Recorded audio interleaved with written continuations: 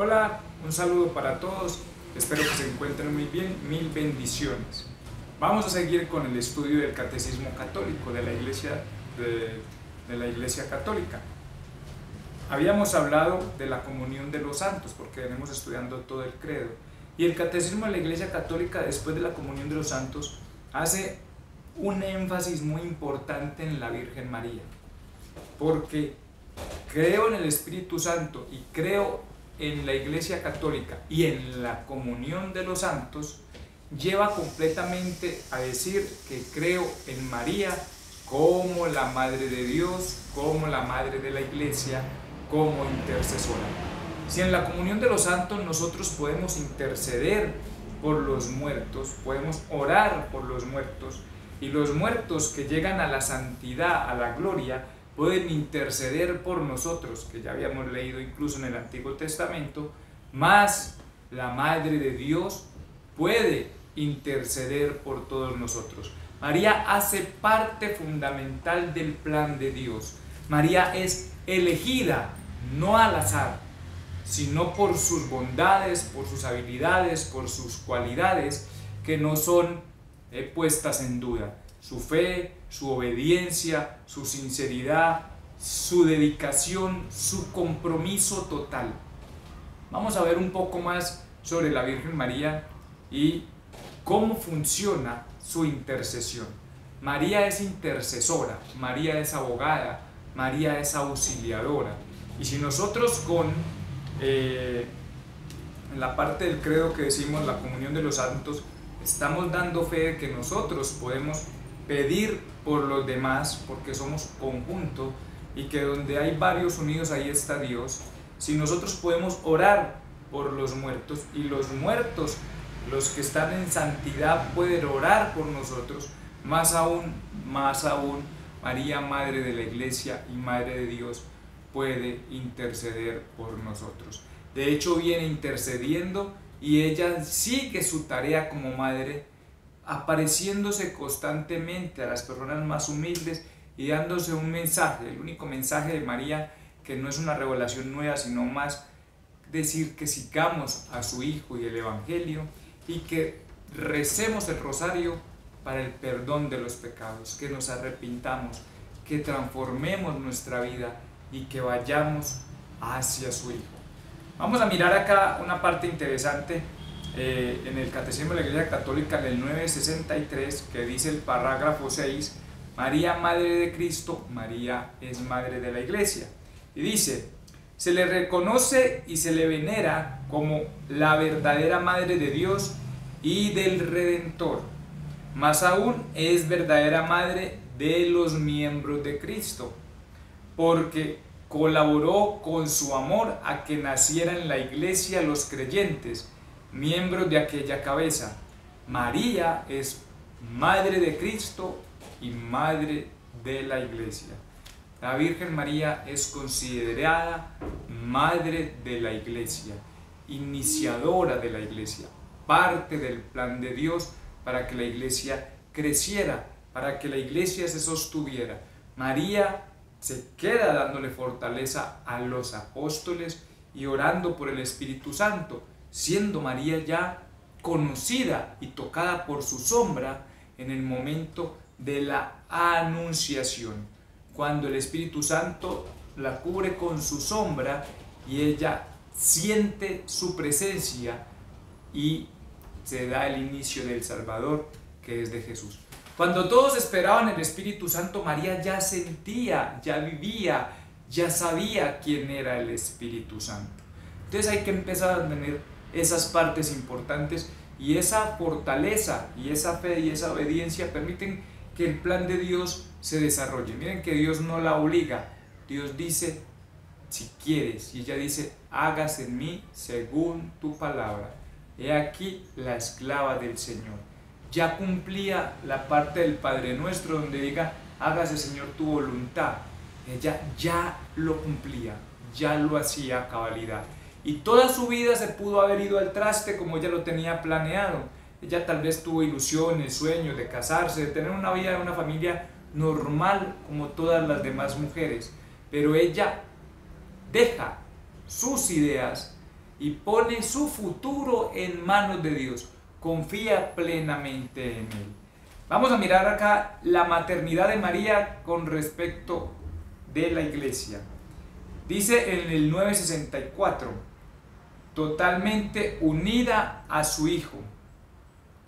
La función de María con relación a la iglesia es inseparable de su misión con Cristo, derivada directamente de ella. Es una unión de la madre con su Hijo en la obra de la salvación. Se manifiesta desde el momento de la concepción virginal de Cristo hasta su muerte. Se manifiesta particularmente en las horas de su pasión, que es donde de verdad María demuestra su fortaleza y entrega también a su Hijo, amado y único Hijo, para el perdón de los pecados. Y recordamos cuando Zacarías le dijo: y una daga atravesará tu corazón. María también entrega su corazón, su dolor, y hace parte de esa pasión. Dice así: la bienaventurada Virgen avanzó en la peregrinación de la fe y mantuvo fielmente la unión con su Hijo hasta la cruz. Allí, por voluntad de Dios, estuvo de pie, sufrió intensamente con su Hijo y se unió a su sacrificio con su corazón de madre, que llena de amor daba su consentimiento a la inmolación de su Hijo como víctima.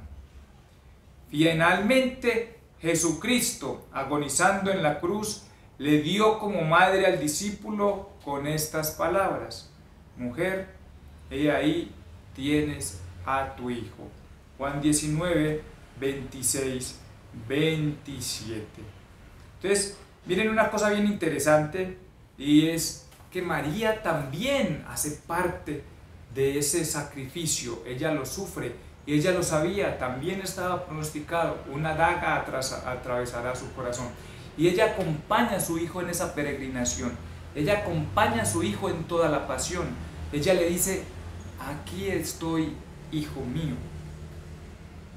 María, antes de, toma una decisión muy interesante, y es que siendo madre de Cristo, también se convierte en su discípulo, se hace discípulo y se dispone a aprender de él, y lo toma como su maestro. Y es difícil encontrar que una madre tenga esa humildad de aprender de su Hijo, sobre todo que en ese tiempo esa decisión no era tan sencilla, porque María tenía que renunciar a su honor, porque solo las mujeres de la calle y de la prostitución eran las que se veían fuera de su casa siguiendo a otros hombres. Por eso muchas de las seguidoras de Jesús fueron estigmatizadas como prostitutas, pero no necesariamente porque fueran prostitutas, sino porque solo las que tenían esa vida eran aceptadas para que salieran a la calle sin sus esposos y que no fueran vistas, o mejor dicho, eran vistas deshonrosas, eran vistas sin honor, eran las mujeres de la calle. Y para poder seguir a Jesús tuvo que tomar la decisión de perder su honor y de que la vieran de esa manera y la criticaran de esa manera. Pero María ya venía acostumbrada a ese tipo de humillaciones, porque cuando lo hizo por primera vez fue cuando obedece al arcángel y le dice a Dios que se haga en ella su palabra. Pero María tuvo que pasar por las humillaciones de que nadie sabía quién era el padre del Hijo. María aún no estaba casada. No sé cómo habría sido la reacción de San Joaquín y de Santa Ana y de los familiares de María, que seguramente muchos de ellos la sintieron y la vieron como sucia y deshonrando su familia. También cuando María decide seguir a Jesús, muchos de sus familiares se fueron y se sintieron deshonrados por Jesús y por María. Y eso no es tan simple, ni siquiera en este tiempo para los judíos. Para ellos el honor familiar era muy importante porque hace parte del mandamiento de honrar padre y madre, mantener limpio el apellido de mi familia. No fue fácil para María obedecer a Jesús, escuchar a Jesús, aprender de Jesús. Es un dato de humildad y de amor, de acompañarlo no solo como madre, sino como discípulo, y acompañarla en la pasión, que sus discípulos muchos huyeron de miedo, y ella se queda presente a ver el sufrimiento y la pasión de su hijo, a entregar y a hacer que se cumpliera esa profecía de que una daga atravesará tu corazón. Es muy bonita esa parte y por eso nosotros la consideramos madre de la iglesia. Acá dice también algo bien interesante. Después de la ascensión de su hijo, María estuvo presente en los comienzos de la iglesia con sus oraciones, reunida con los apóstoles y algunas mujeres. María pedida con sus oraciones el don del Espíritu Santo, y la anunciación la había cubierto ya con su sombra. También es muy importante la asunción. Miren que finalmente la Virgen Inmaculada, preservada inmune de toda mancha y de todo pecado original, tomó el curso de su vida en la tierra.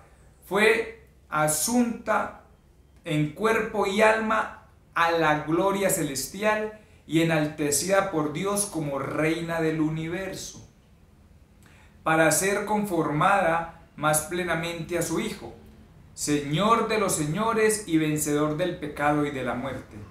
La asunción de la Santísima Virgen constituye una participación singular de la resurrección de su Hijo, y ojo, y una anticipación de la resurrección de los demás cristianos. En el parto te conservaste virgen, en tu tránsito no te separaste al mundo, oh Madre de Dios. Te trasladaste a la vida porque eres Madre de la vida, y con tu intersección salvas de la muerte muchas almas. María es intercesora, y la asunción de María es la demostración más linda de cómo será nuestra resurrección. María asciende al cielo por gracia, por su Hijo, y es coronada reina, y hace parte de la gloria de Dios, y desde allí no se queda, sino que sigue cumpliendo su tarea de madre, y desde allí viene, ora e intercede por todos nosotros. Ella es nuestra madre en el orden de la gracia.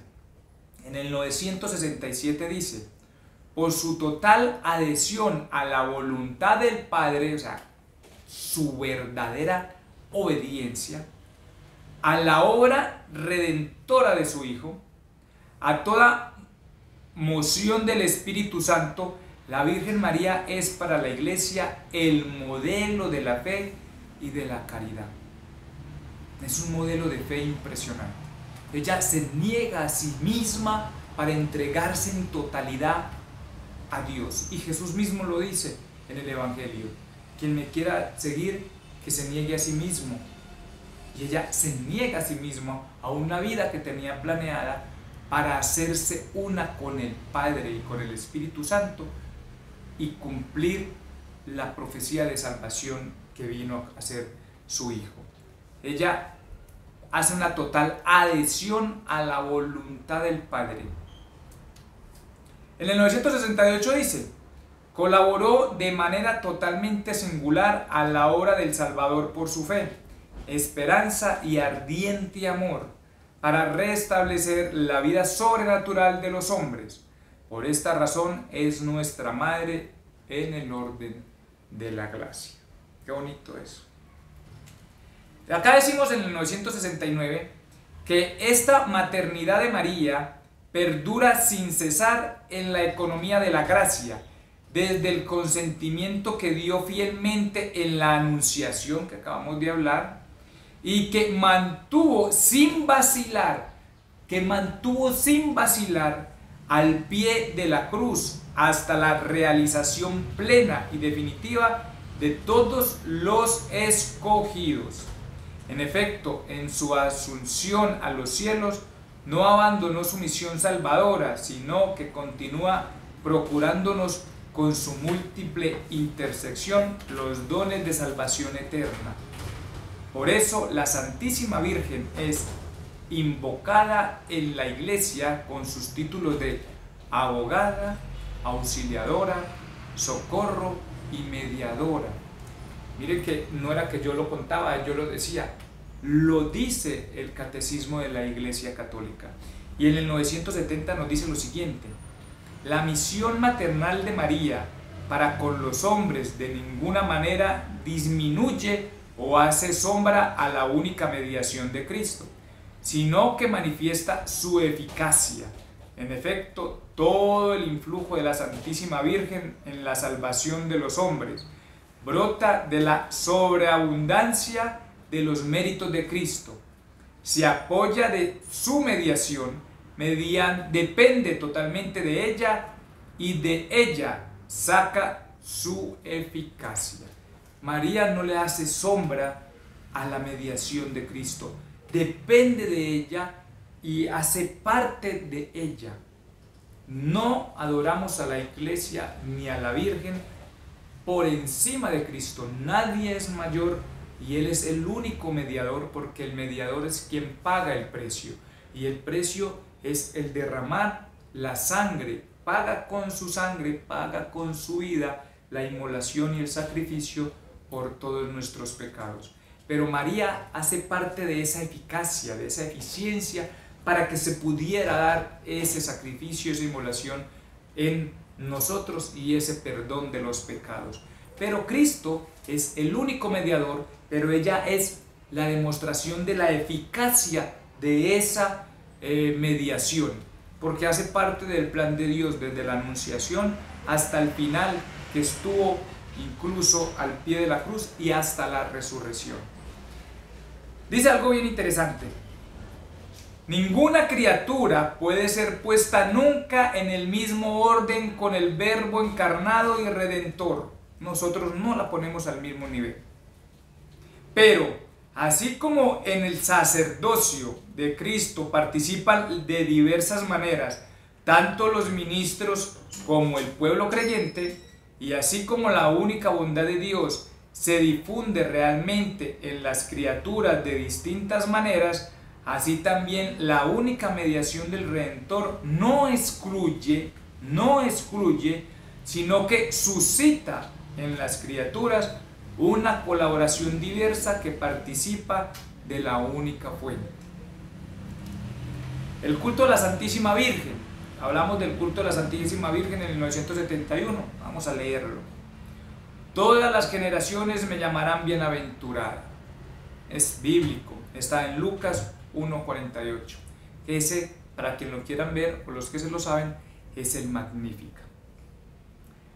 Lo encuentran ahí en Lucas 48 en adelante. La piedad de la Iglesia hacia la Santísima Virgen es un elemento intrínseco del culto cristiano. La Santísima Virgen es honrada con razón por la Iglesia con un culto especial.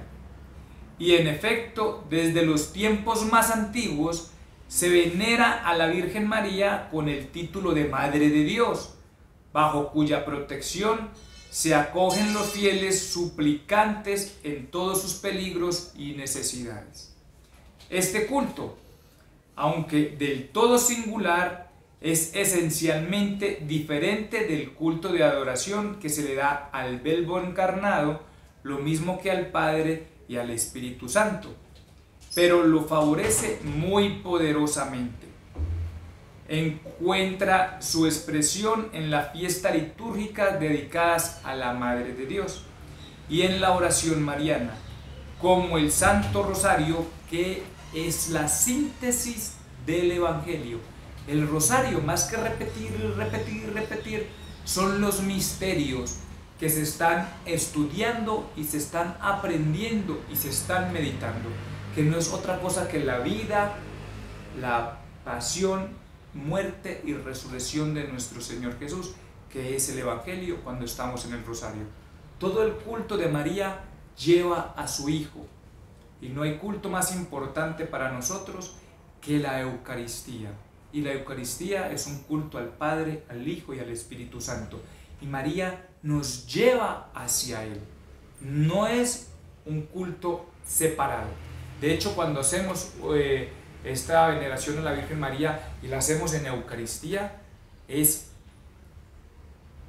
con el Padre, el Hijo y el Espíritu Santo.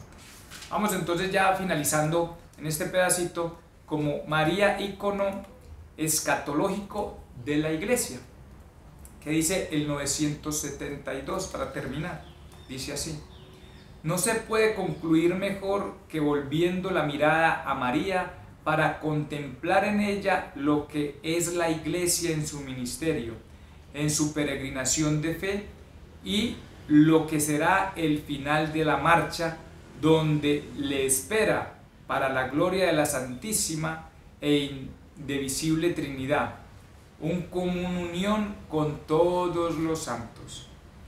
Aquella a quien la Iglesia venera como la madre de su Señor y como su propia madre. Y dice así: entre tanto, la madre de Jesús, glorificada ya en los cielos en cuerpo y alma, es la imagen y comienzo de la Iglesia que llegará a su plenitud en el siglo futuro, también en este mundo, hasta que llegue el día del Señor. Brilla ante el pueblo de Dios en marcha como señal de esperanza cierta y de consuelo. María, Madre de Dios, Madre nuestra, Madre de la Iglesia, abogada, auxiliadora, intercesora.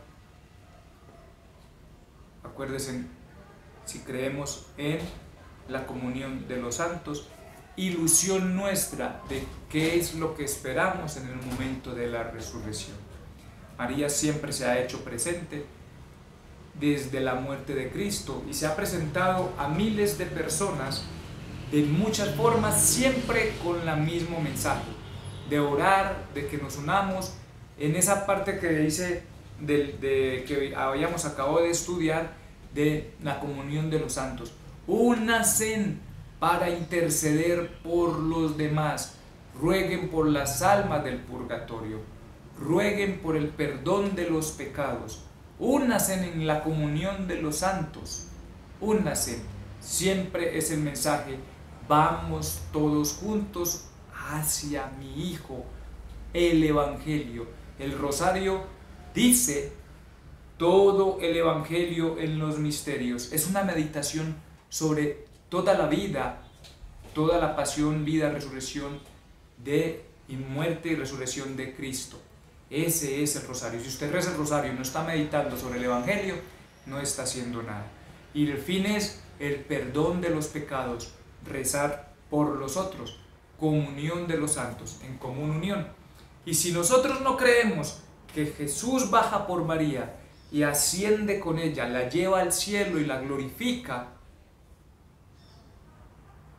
entonces no vamos a creer en nuestra resurrección.